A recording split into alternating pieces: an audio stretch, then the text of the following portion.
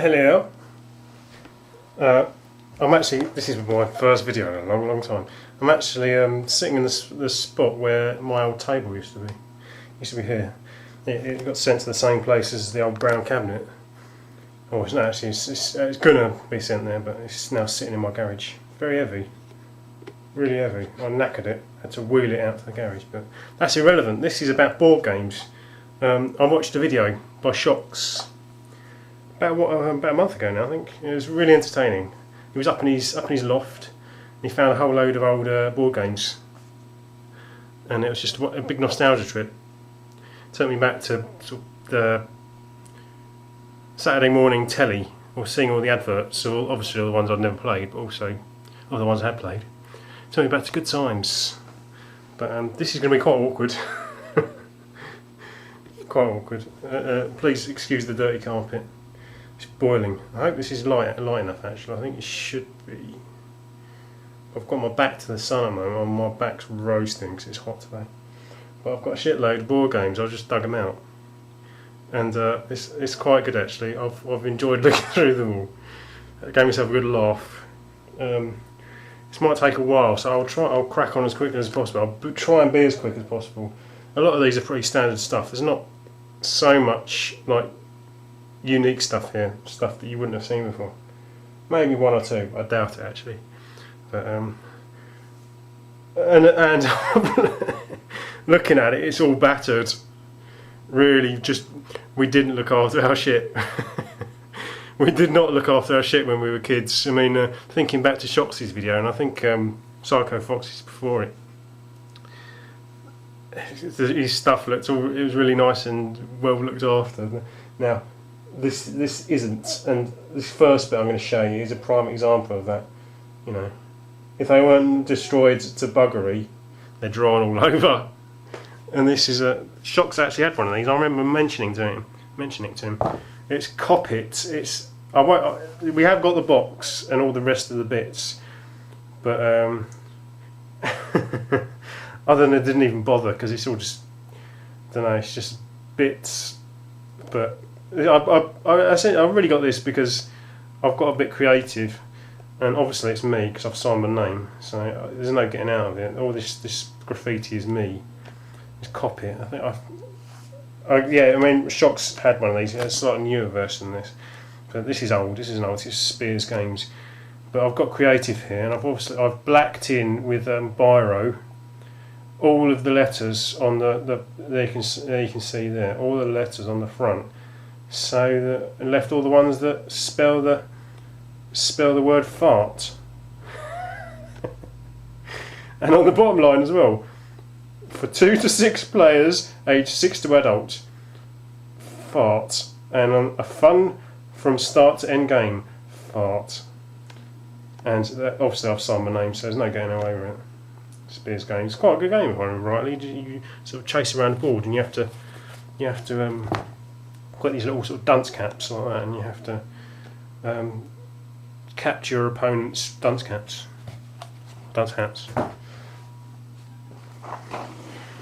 Monopoly. I'm not even, because everyone look at the dust. Look at the dust. More graffiti, although this time it's my sister. That's my sister there, doing love hearts and stuff. I'm not even going to bother because everybody knows Monopoly. I just wanted to show that we do have it.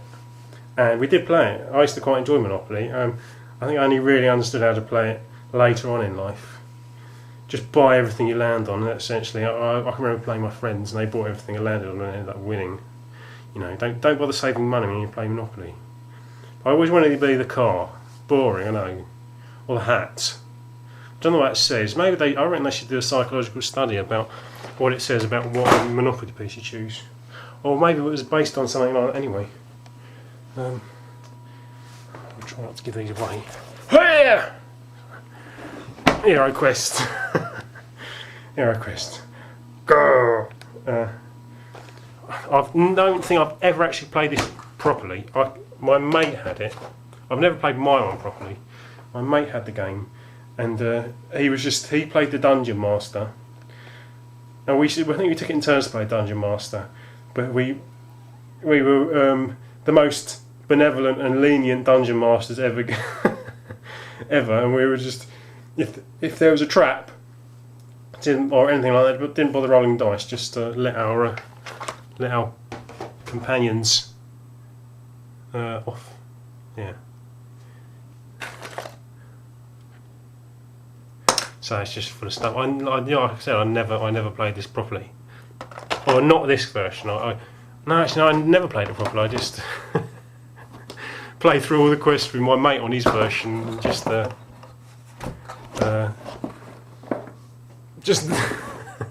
you know, screw the rules. I'm just going to play like this. Twister. See what I mean by we didn't used to look after our stuff? I've got a feeling, I don't think that, yeah, look, doesn't really work. Well, I don't think I've ever really had a satisfying game of Twister. I mean, you know, it never gets really quite as crazy as you want it to be. No one lasts long enough for it to be, you know, properly crazy, do they? Crazy. No, you know, no one really has that much fun. You know, because they're obviously having fun. He's having fun. I know he's not having that much fun because he's not allowed to play because he's the.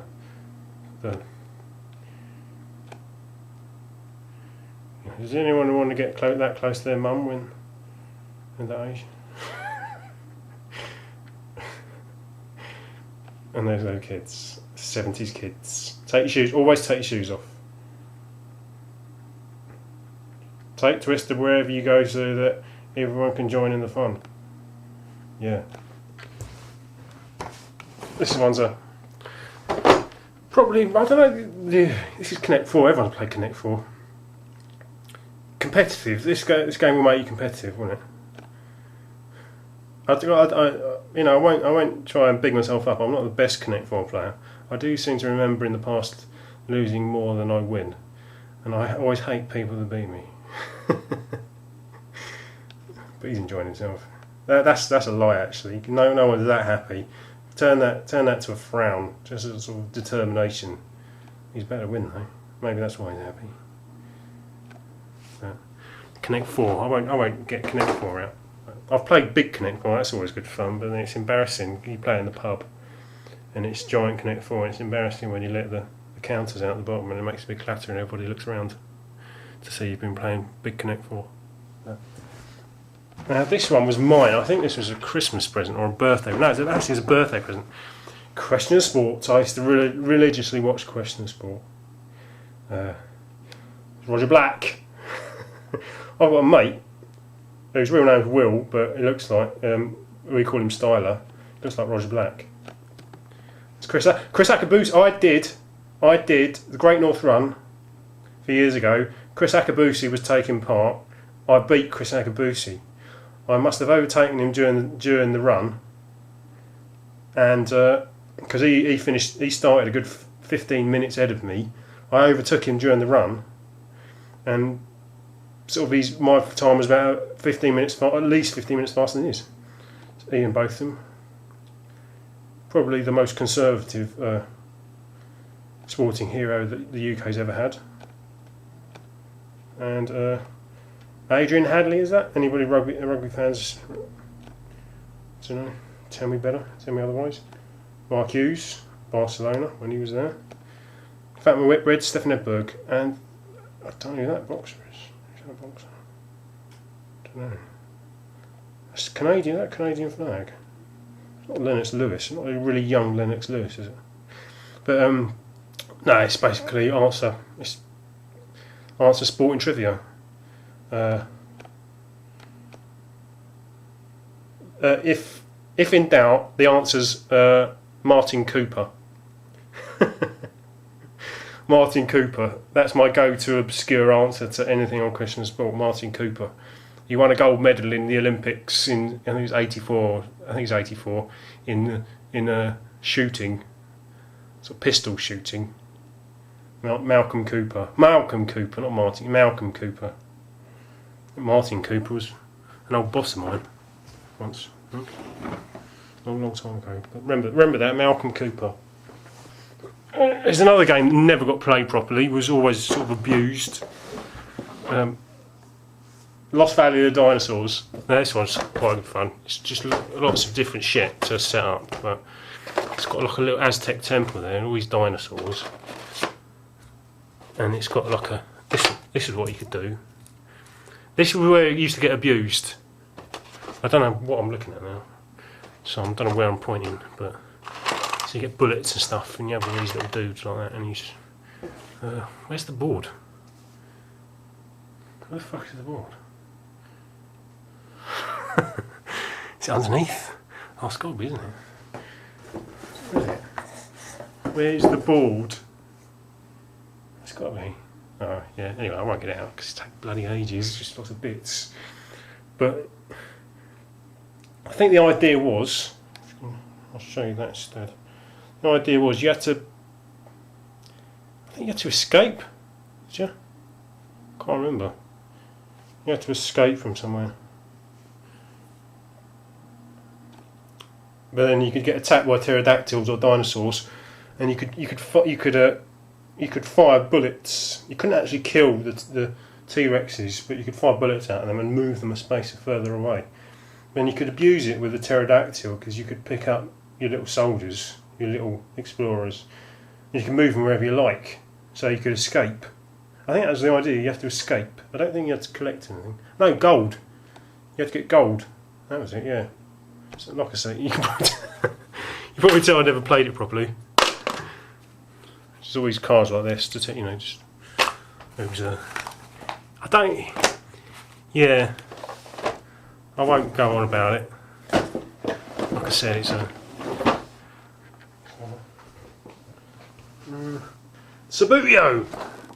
Now this one was mine. It's Luther Blissett on the front. Nigel Spink. Another game that never got played properly. Used to get just, don't know, never quite played as the rules dictated you should. You know, never quite get the pitch as wrinkle free as it needed to be. But my mate had his dad nailed a pitch to a bit of board once, and that was good. But then the ball rolled too quickly because it was like dead flat. So, you know, you needed to get like a better, you know, better balance. But and say being a goalkeeper in Subbuteo was pointless, wasn't it? You know, just waggle it as backwards and forwards as quick as possible. You know, hope for the best. But, yeah. And this, actually, I've just realised I didn't know this. Isaac Asimov. Over the dust. Super quiz. I think this now. I don't know why we've got this. It's just I think we were really into like trivia, Trivial Pursuit and stuff like that. But this is essentially irrelevant here because a lot of these questions are American. You know, they're particular to America, so they don't really work. And for kids, you've got no chance. I remember my parents struggling, and when you're a kid, you know, you're not going to know about American politics, are you?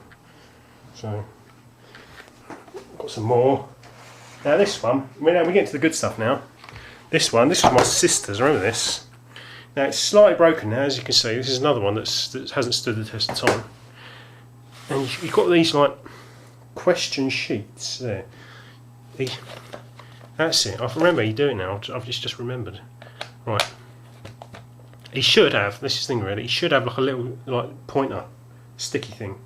A little like bit of metal stick, like a walking stick pointer. And yet, what you do, right? Famous men and women, right? Who was called the Iron Chancellor? There you go. Who was called the Iron Chancellor? So we put him on there. He spins round. It's either Roger Bannister or Bismarck. I don't think it was Roger Bannister. I'm guessing it was Bismarck. But that's how it works. And you can pick another one. Let's pick another one.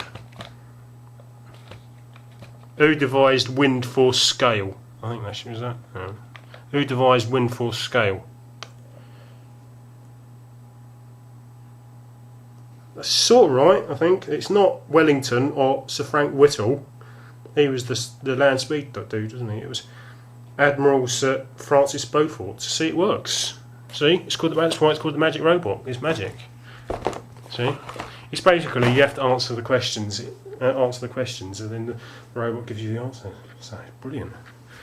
Yeah. Now this, I have no idea where this came from. It's a bit of a weird one.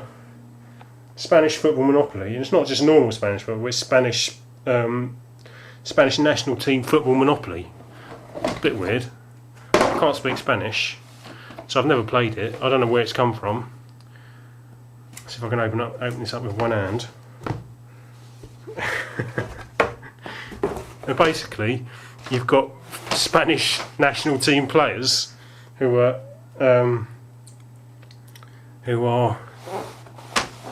you know, the equivalent of like Whitechapel. Albert Ferrer, 60 euros. It's a bit embarrassing. What is it? Juan Antonio Camacho, isn't it? Joseba Echeverria. Him there. Don't know why he's Park Lane. He wasn't brilliant. And Raúl surely should be at least Park Lane. Or Michel Zagallo. Gaisca Mendieta. Like I said, I don't know how this works in context of Spanish footballs, but the weird. No, the good thing I wanted to show you actually. This is interesting. I'll just open this up to just have a look. They've got these dice. Round. Look, that's round dice. Round dice. See? So you roll it. You roll it, and there's a little weight in the middle. And it comes out of it's quite good. Could use those for other things. Get bored of square dice, cube dice. Cubed dice. I don't know why I'm showing it off. Fuck. I don't know why I'm showing this one. This is just. Now this is probably the most battered one we've got. Try not to pull the cable out from what's powering my camera. Totopoly. It's like horse racing Monopoly. 2 games. I only ever played that one, never played it properly, and always wanted to miss the bit where you get a burst blood vessel when your horse dies. You know, no one wins that. Yeah. Now this is the good stuff. The good stuff. Mike Reed's pop quiz. Mike Reed's pop quiz. Look at that. Mike Reed's pop quiz. Now, am I wrong? Is that the guy from Curiosity Killed the Cat? I might be wrong. Now this is a weird one. It wasn't quiz so much. There was no actual answers. You just had to give, like for instance, 3 bands beginning with the letter M in a minute, stuff like that. And then you had to collect all your different band members, and then you had to write a song and go up the charts. There's 3 different elements to it. But how 80s is that? Mike Reed's pop quiz. Now, I was thinking about Mike Reed. In light of recent events, I'd be shitting myself if I was him. You know, he was a 1980s, 1970s DJ stroke children's entertainer, and now if recent events are in to go, well, what does that tell us? No, I'm not suggesting anything. I'm just making a bad attempt at humour. I won't go any further. I'm not trying to disparage or blacken Mike Reed. Mike Reed from Mike Reed's Pop Quiz is a good name. It's not Mike Reed as in Pat Mike Reed. That's Mike Reed, the DJ, with the mullet and the glasses and the striped t-shirt. Now,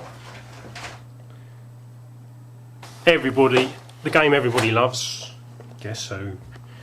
Now this is an interesting one really, because you can see how the times have changed. Again, another battered box. Get rid of that. Been graffitied on as usual. Now these are probably all going to fall out if I tip it up. Yeah, one's already fallen out. I see they're broken. A few are falling out, but I think alright.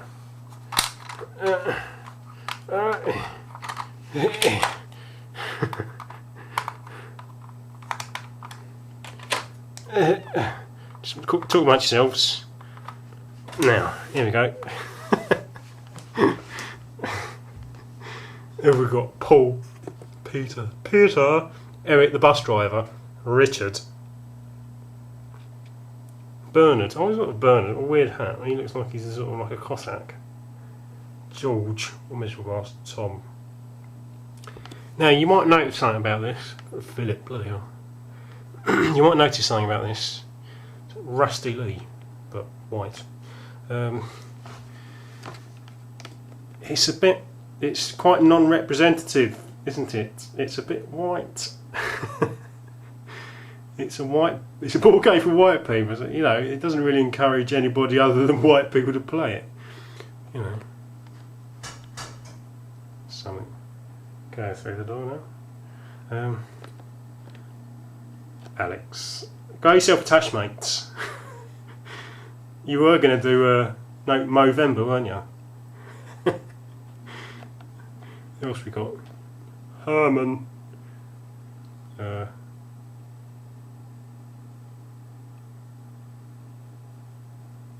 can't think. Is there anybody else on here? No. Paul. No. Oh, damn. Max. Haha. Lots of dodgy beards going on. And Alfred. Cheer up, mate. Anyway, that's enough of that. Who's he? He looks like the guy out of Grange Hill, the old teacher. Mr. the old PE teacher.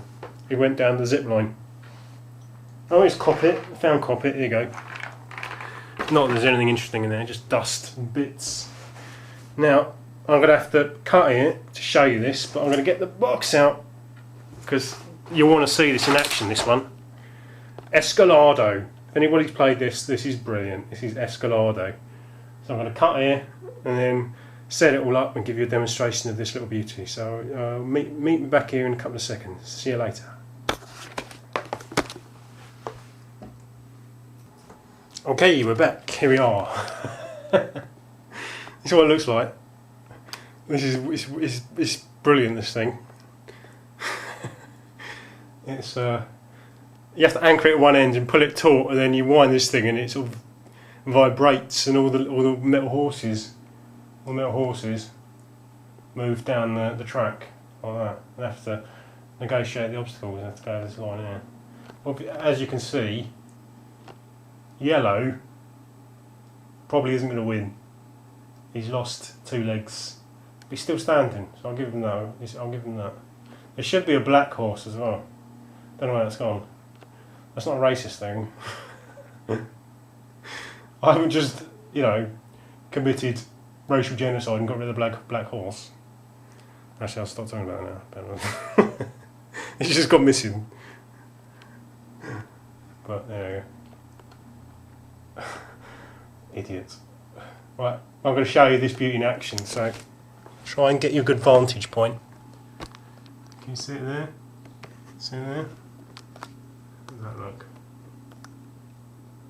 I know who's going to win because it's not it's not foolproof, this thing. It's not foolproof. Pull it taut. Oh, yellow's already, he's going to have to, so you pull it taut and you go. See, you can see him moving.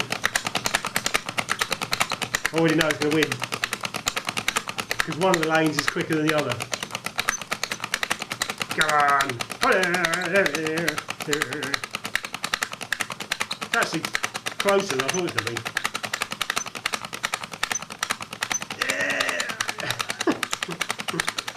Yeah!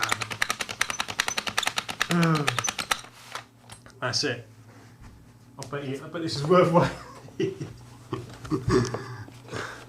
Worth waiting 25 minutes for, anyway. Poor yellow over there. Ready for the glue factory. There you go. This is my childhood. These board games before the days of video games, you know. When, you know, just needed a bit of imagination.